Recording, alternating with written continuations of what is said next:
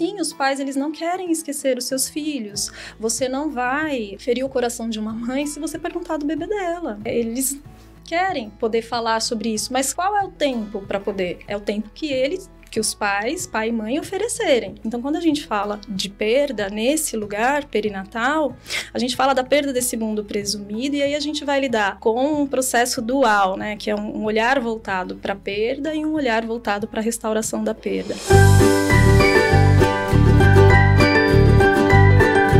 Toda família tem no seu quadro, dos quadros mais bacanas, vai? Ah, maravilhoso, gente. Eu sou meio suspeita, porque isso aqui é o amor da minha vida, este programa. É, o nosso programa, eu, você e a gente. A gente está super feliz de receber vocês. E temos super convidada, é isso? Gente, uma super convidada. Por isso que ainda fica maior ainda o amor da minha vida. Porque hoje a gente vai receber a minha querida Mila, que é parceira de longa data. Essa terapeuta maravilhosa. E eu vou dar a voz para você se apresentar, minha querida. Obrigada, gente. Estou super feliz pelo convite. Feliz de estar aqui com a minha parceira querida, que facilita as rodas de pós-parto comigo. Meu nome é Camila, mais conhecida como Mila. Eu sou terapeuta, consultora em aleitamento materno e trabalho dentro de um projeto de acolhimento ao luto perinatal já há 5 anos. E é isso, espero que seja uma boa troca aqui. Estou muito feliz. Seja muito bem-vinda, minha querida. E você já entra no tema do nosso episódio hoje, que é o luto perinatal. Mila, fala um pouquinho o que é o luto perinatal para as pessoas que estão assistindo a gente entender um pouquinho melhor. Tá, esse luto é um luto que a gente considera desde a gestação, né, até a perda de crianças de 1 ano. Então, ele pode acontecer durante a gestação, ou ser um luto neonatal e posteriormente até crianças de 1 ano. Mila, eu queria te perguntar já logo de cara, assim, conheço alguns projetos, inclusive posso deixar depois aí na descrição do vídeo, de alguns homens que começam também a tentar elaborar justamente esse luto que acho que historicamente, talvez, Mila, talvez venham se colocando muito, logicamente, na conta dessa gravidez, dessa mulher. Esse luto talvez era um luto que, quando ocorria essa perda, de repente, as pessoas vêm, acolhem a mãe, acolhem essa mulher, e o homem, ele fica um pouco, eu vou dizer assim, parece que essa dor do homem, ela só vai ser sentida, só vai ser elaborada, talvez, num momento muito posterior, depois de resolver burocracias, depois de acolher essa mãe primeiro. Você sente que isso vem, de repente, mudando? No teu trabalho, cabe esse pai que também teve sua perda e está vivendo o seu luto das formas que ele consegue?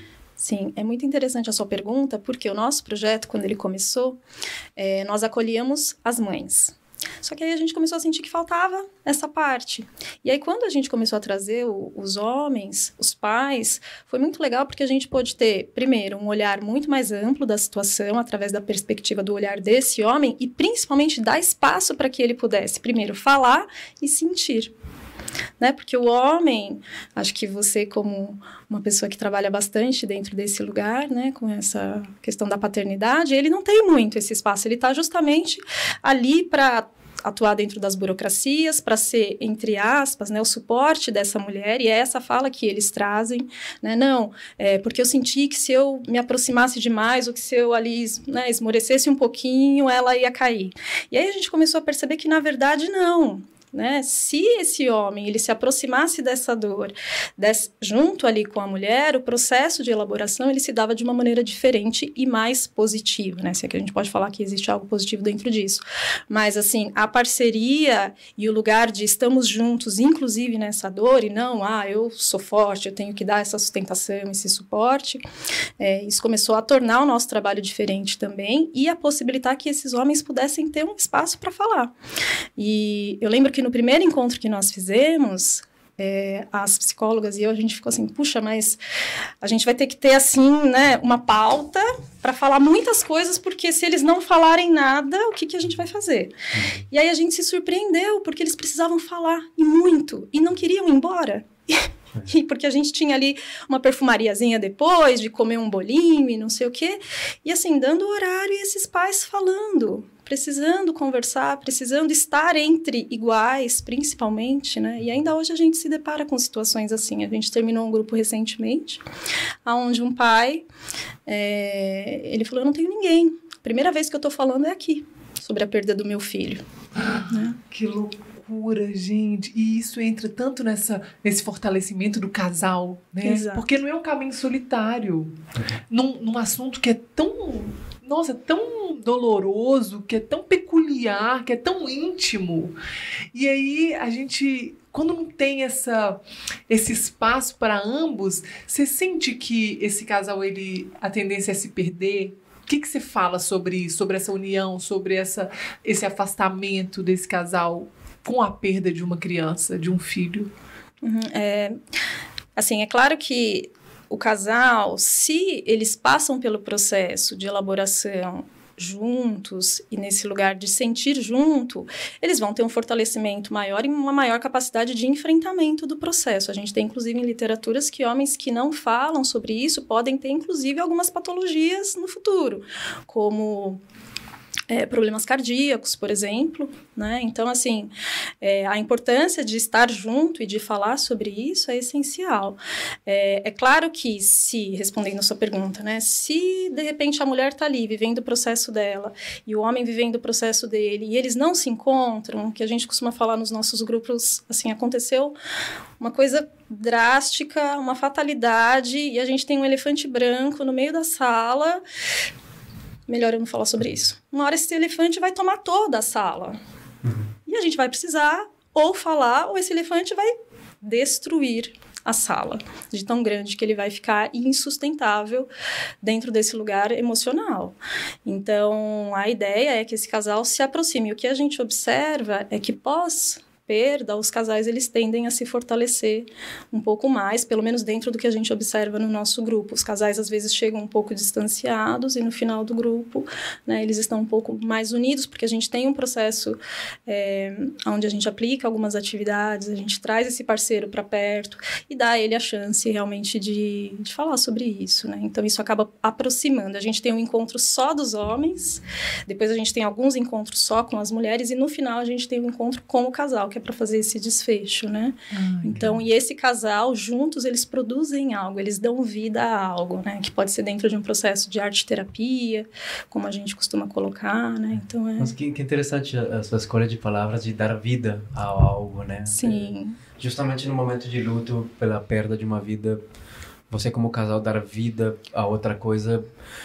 tem um simbolismo muito importante. Eu acho que já vai ficando aí um pouco, né, Bela, também da importância de você, que de repente está vendo esse vídeo e soube de alguma história, de repente você mesmo, você mesma, que está passando por uma dor indescritível, para a qual talvez nem nome tem. O importante que é fazer parte de um grupo terapêutico, o importante, talvez esse elefante branco ele não vai sair sozinho Exato. Da sala. Você vai ter que falar disso, você vai ter que viver isso, e se você... entendendo que tem grupos de apoio, que tem formas, que tem ferramentas, talvez você consiga elaborar isso de alguma maneira e sair fortalecido, porque senão, de repente, ao não falar das coisas, ao não abordá-las, de repente é bem pior, né? O dano é pior. Sim, e até porque esse tipo de luto é considerado um dos lutos mais complicados, agudos, porque é um luto não reconhecido socialmente, né? Um bebê que não nasceu, que não saiu da maternidade, ou mesmo uma criança de 1 ano, melhor a gente não tocar nesse assunto, porque vai que os pais se lembram. Ou toca de um jeito super todo. E aí, não, exatamente. Mas já você tem outro filho. Isso. Mas ainda não reconhece. Não reconhece. E aí, e mesmo o desafio de lidar a morte por si só já é um tabu. Mas se você considerar a morte dentro de um processo não natural, porque você tem um filho, né? E aí dentro de um mundo presumido, que é um termo usado muito dentro do luto, né? Você tem esse mundo presumido.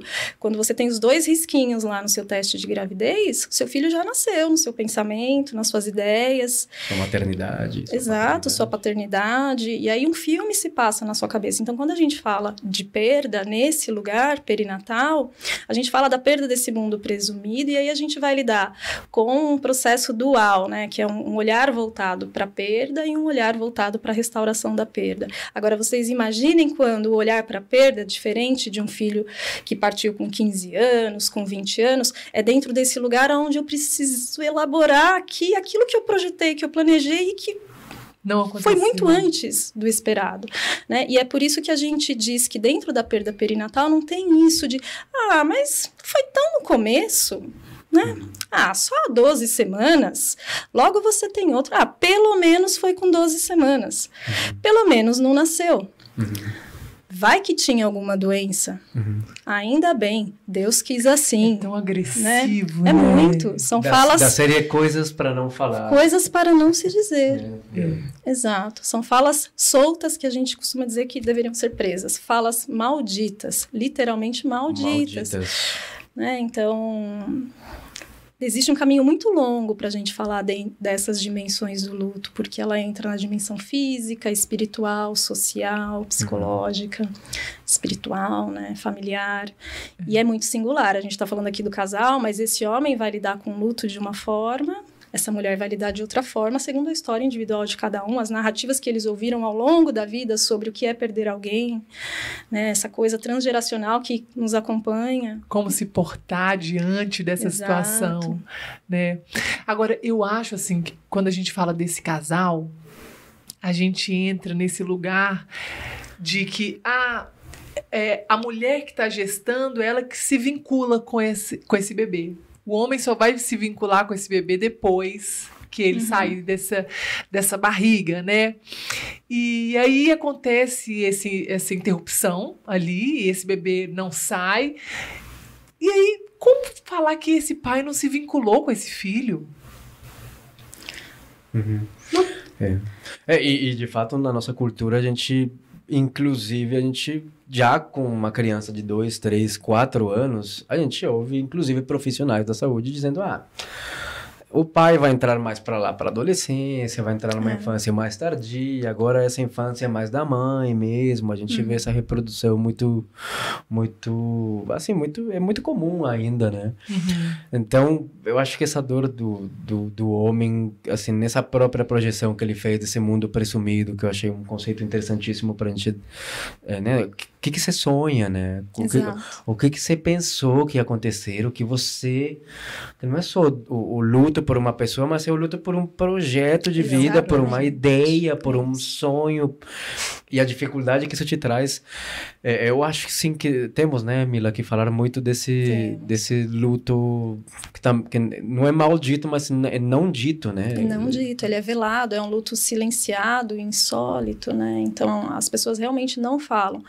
E aí, retomando um pouquinho, quando eu digo, né, que ele tem várias dimensões, as pessoas dizem, não, é melhor não tocar nesse assunto, porque vai que os pais se lembrem dessa dor. Mas o que é importante saber é que os pais nunca vão esquecer essa dor, porque eles não querem esquecer os filhos. Ai, gente, que bonito. E socialmente, as pessoas não querem falar. É melhor não. Né, assim... De relatos que a gente ouve nos grupos, de pegar o elevador e encontrar ali o vizinho de porta, e os vizinhos estão conversando, e aí de repente a mãe entra, silêncio. Ela é a mãe que perdeu o bebê.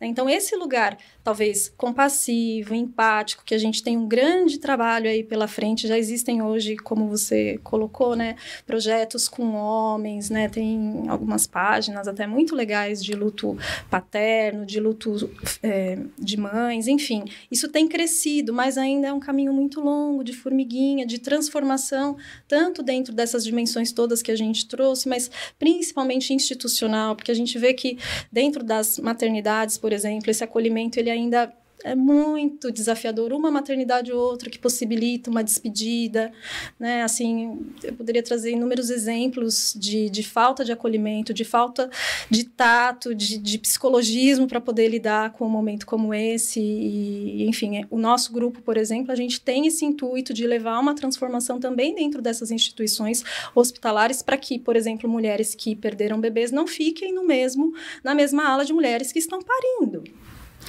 Para que você tenha um protocolo onde a enfermeira chegue e não diz, você é a mamãe do fulano, cadê seu bebê? Isso acontece ainda hoje, 2022, acontece. Fico arrepiada de falar, porque me toca muito. Então, assim, a gente está caminhando, a gente conseguiu alguns avanços, mas ainda falta muito, né? Muito. E que bom que vocês estão possibilitando esse espaço para a gente falar sobre isso. Né? Porque a gente entra também nesse espaço de que o luto, ele não tem espaço. E não só o perinatal, nenhum luto. A gente não foi ensinado a lidar com essa perda e a vivenciar o luto. Eu queria que você falasse um pouquinho sobre esse processo, sobre as etapas, para a gente ir se aproximando disso, até para que a gente possa naturalizar isso para a gente, esse sentir mesmo, esse sentir livre e indeterminado, porque a gente também estabelece muito tempo, para que a gente possa lidar mais naturalmente com isso, para que a gente possa ensinar os nossos filhos a lidar com a perda, né? Isso é muito importante. Até porque muitas vezes a gente tem famílias que já existe o irmãozinho ali e ele vai ter que lidar com a perda do irmãozinho que partiu, né? Então, é muito legal quando você coloca isso de poder possibilitar um aprendizado emocional da perda, do luto para crianças, né? Mas, respondendo à sua primeira pergunta, em relação às etapas, eu acho que isso é algo muito legal da gente falar, porque lá atrás, se eu não me engano, na década de 70, uma grande pioneira de cuidados paliativos, a Elizabeth Kübler-Ross, ela trouxe que o luto ele tinha etapas e que foi de grande importância para a gente, né, ter um ponto de partida e novas compreensões no futuro. Mas, assim, hoje a gente já tem que não tem etapa, né? Que primeiro você vai negar, depois você vai ter raiva, depois você vai barganhar e depois você vai aceitar. E a gente ouve muito isso, né? Não, eu tô no momento da minha aceitação. Não, eu tô negando agora. E não é bem assim. Você vai transitar por essas etapas e o luto não é algo a ser resolvido, a ser solucionado, superado. Não, porque dentro dessas etapas, a gente teria que, lá na aceitação, então resolvi, pronto. Agora eu não vou pensar mais, nunca mais eu vou negar, nunca mais eu vou sofrer. E não é isso, né? A gente tem que o luto, você integra o luto para não viver de luto.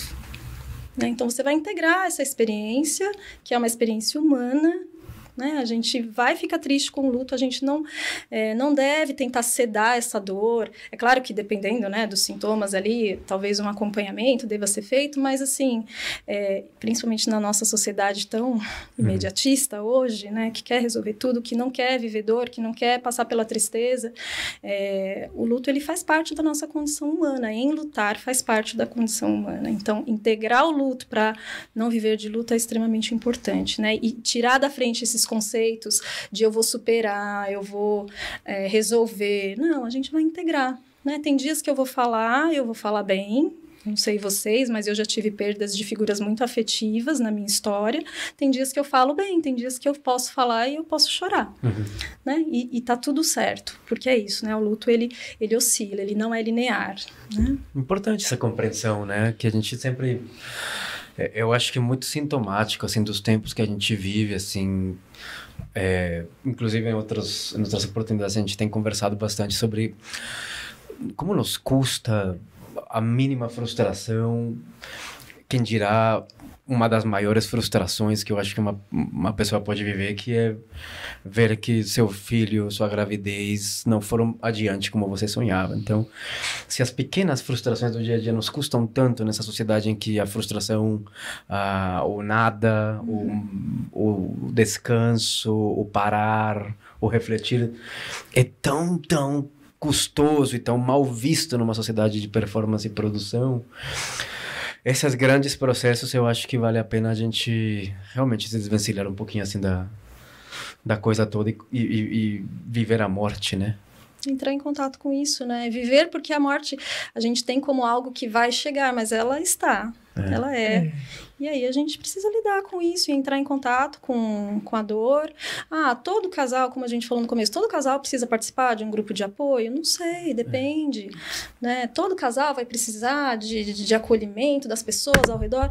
Não sei. Né? Então, acho que a gente também precisa singularizar esse lugar, porque senão a gente entra no imperativo de que todo mundo precisa passar pelo mesmo processo e não. Né? Mas saiba que está lá, saiba que tem isso. É importante saber que existe, porque como você falou, né? Quais ferramentas, quais caminhos eu posso ter? De repente está muito difícil para mim. A gente percebe que quando pais e mães entram no grupo e dividem a experiência com outras pessoas que passaram pelo mesmo, isso acalma, acolhe, né? Então, acho que é importante saber que existe a possibilidade, mas nem todo mundo vai precisar disso. Eu penso que o mais fundamental é a gente, de fato, saber respeitar o espaço. Respeitar o espaço sendo espaço e oferecendo espaço. Como é que eu posso ser espaço para alguém que está em luto? Eu não preciso mandar mensagem todo dia, até porque não é todo dia que a pessoa quer responder. Por melhor que seja a intenção de quem está mandando ali mensagem, eu querer fazer visita, às vezes a pessoa precisa desse espaço para ela. Então, você pode dizer, olha, vou te dar o espaço que você precisa, estou aqui, conta comigo. Não vou ficar te escrevendo sempre, porque eu sei que você precisa também do seu tempo, mas eu estou aqui com você. Às vezes é a melhor coisa que a gente pode dizer. Sabe? Nossa, você me falando isso, eu voltei, assim, eu tive uma perda gestacional, meu primeiro bebê. E eu lembro que eu estava numa clínica de parto, né? Eu tive meus filhos de parto humanizado, em uma clínica super humana, e eu estava com meu companheiro, e aí eu fui fazer um ultrassom, porque eu tive um sangramento, e aí a médica obstetra não era o meu, e ela foi me dar notícia. E foi tão impactante para mim, e eu absorvi de uma maneira muito, muito subjetiva, muito íntima minha. E ela ficou naquele dedo, falando pro meu companheiro, dá a mão para ela, não sei o quê. Eu só queria ir embora dali, sabe assim? Eu queria ir embora. Eu queria ir embora e queria ficar sozinha e queria conseguir digerir, decantar toda aquela informação. É o que você traz, né? E eu acho que isso tem muito a ver com essa empatia, com essa contextualização mesmo, com você enxergar você se abrir para enxergar o outro. O que o outro está demonstrando para você? Porque quando você se abre para ver o outro, a gente enxerga, né? E aí eu queria, assim, que você trouxesse, Mila, quais maneiras você acha, assim, você trabalhando com isso há tanto tempo, você acha que é mais absorvido por essas famílias para lidar com esse luto mesmo? Você diz o que é mais absorvido? O que fazer? Como nós, que você começou a falar, mas assim, como nós que somos de fora, o que falar, o que fazer? Existe, assim, é claro que não existe cartilha, mas existe um norteador, né? Sim, por exemplo, em instituições, né, o que não dizer? A gente tem protocolos de comunicação de más notícias, por exemplo, são seguidos? Olha, eu nem sabia que existia isso. Isso é uma má notícia. É uma má notícia, exato. Né? Então, a gente tem protocolos de comunicação de más notícias, de acolhimento ao luto, e eles não são usados. Né? Então, assim, é um despreparo tão grande, ao mesmo tempo que eu entendo o lugar da empatia, né, da gente tentar ali, lidar da melhor maneira, ser compassivo, porém, toda vez que a gente se depara com a finitude do outro, a gente se depara com a nossa própria finitude, e entrar em contato com isso é muito dolorido, é saber que, de repente, amanhã ou depois, isso pode acontecer comigo, com meu filho, se eu gestar, então é muito complicado, né? Mas eu penso que só o fato da gente estar aqui, respondendo a sua pergunta, falando sobre isso, e de novo, reforçando a ideia de que sim, os pais, eles não querem esquecer os seus filhos, você não vai ferir o coração de uma mãe se você perguntar do bebê dela. Né? Eles querem poder falar sobre isso, mas qual é o tempo para poder? É o tempo que os pais, pai e mãe, oferecerem. Né? Então, eu acho que é saber, assim, dentro do seu lugar, dentro da relação que você tem com essa família, o lugar que você ocupa, de ser espaço. Né? Eu quero deixar bem aberto aqui o que é ser espaço. É você sentir, perceber. Não ser invasivo, não ficar mandando mensagem todo dia, né? Se colocar disponível.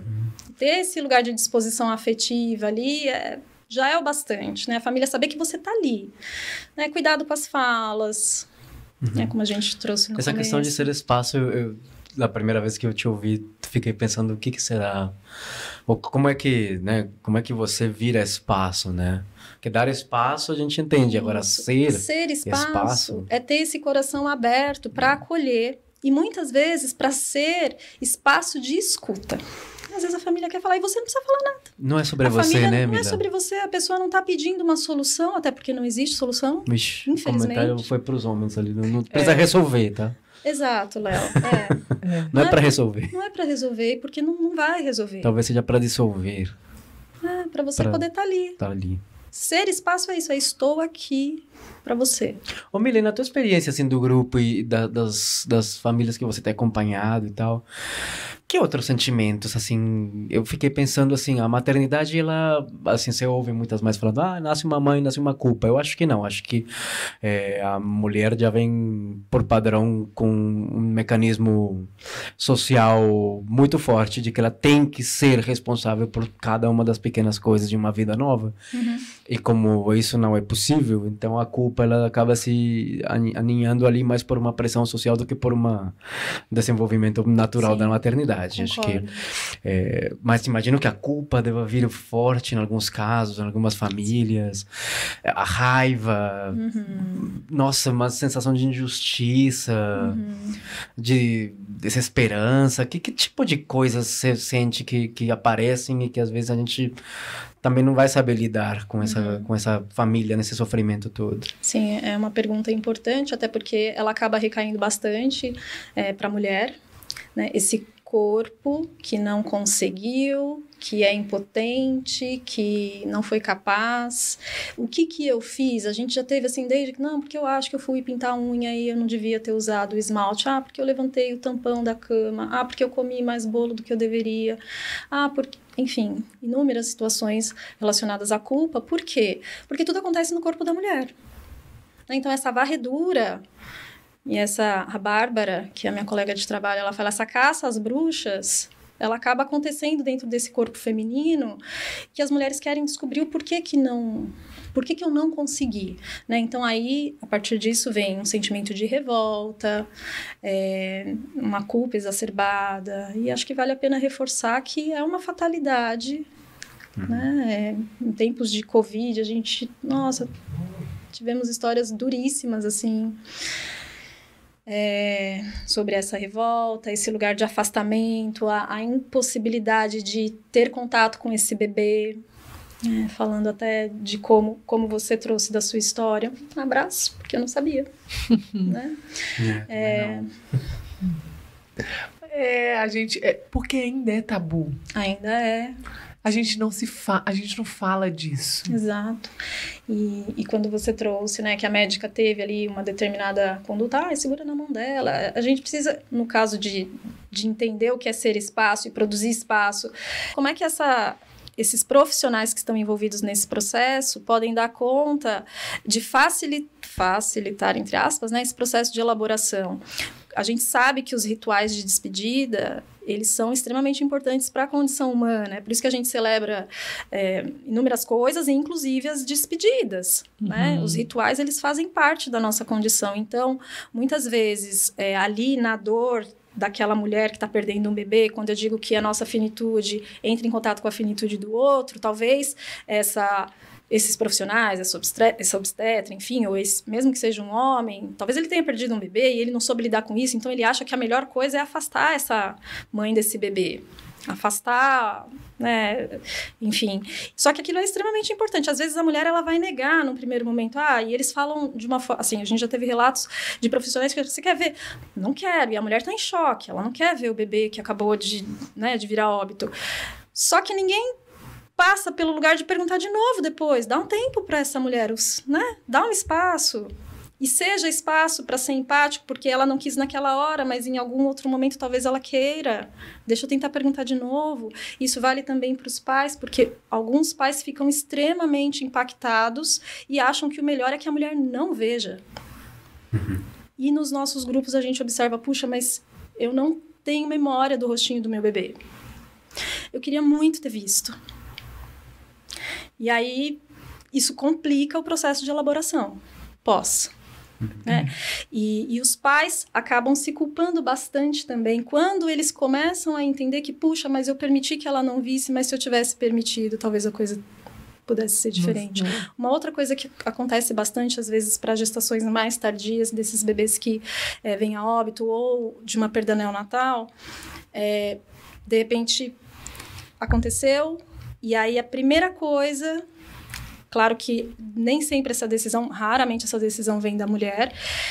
O pai chega em casa, comunica a família, enquanto a mulher está na maternidade, e diz para a família, vamos desmontar o quarto.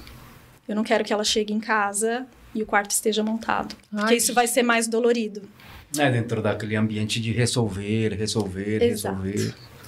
E aí a mulher chega em casa e já não existe mais o quarto do bebê.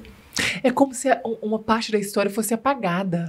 Mas é isso que socialmente esse tipo de luto provoca. Não vamos falar sobre isso. Só que eu costumo dizer, e a gente vai matar esse bebê 2 vezes? Sabe? Então, assim, você vai apagar ali, literalmente.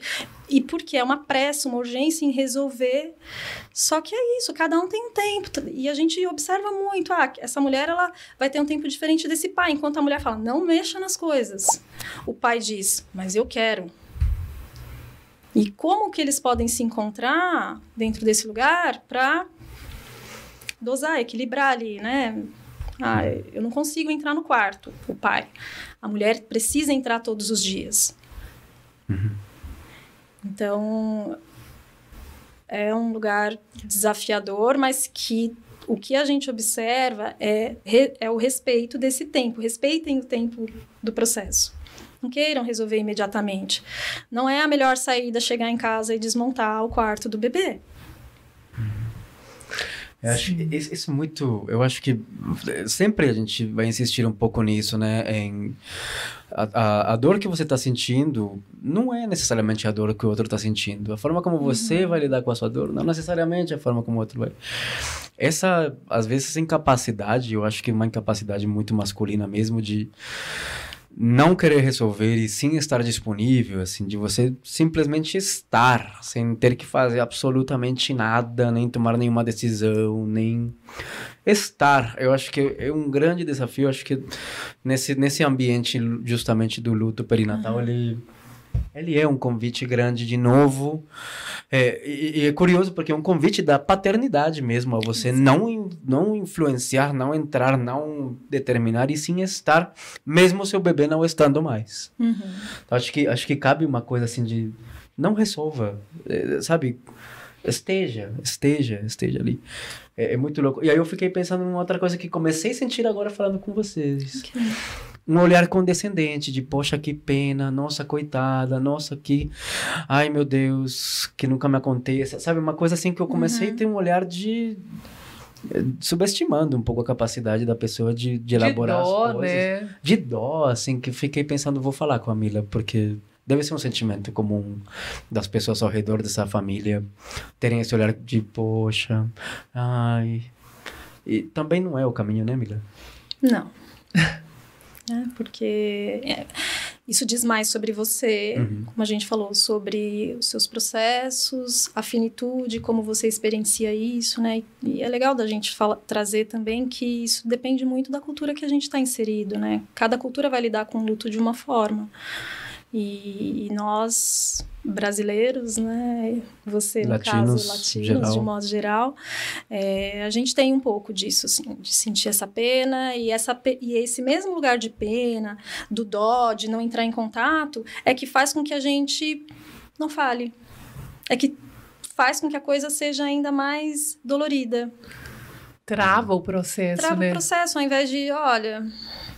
Imagino o quanto seja, né, difícil, tô aqui, né, sinto muito, mas é isso, né? Eu acho que traz esse olhar que os espaços, eles precisam existir. É um sinto muito e ponto, né? E às vezes...